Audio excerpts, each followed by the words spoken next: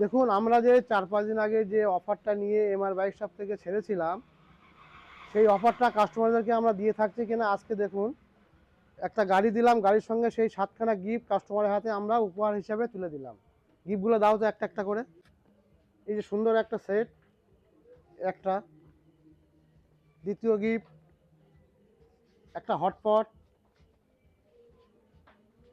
তৃতীয় গিফট একটা সুন্দর হেলমেট, চতুর্থ একটা সুন্দর সিঙ্গেল পিসের চায়ের কাপ,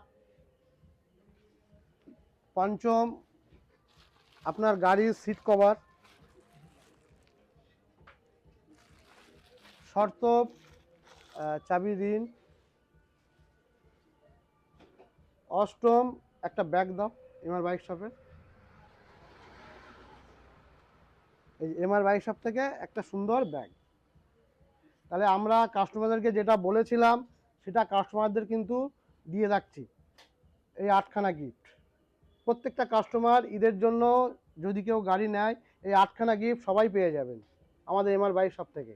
এবার আমরা যে কাস্টমারের গিফটটা দিয়েছি, কাস্টমারকে জিজ্ঞাসা করে নেবো, মনিরা পারবিন, আমি যে গিফটটার কথা বলেছিলাম কাস্টমারদেরকে, গিফটটা 8খানা গিফট আমরা দিয়েছি, আপনি ওটা পেয়েছেন তো?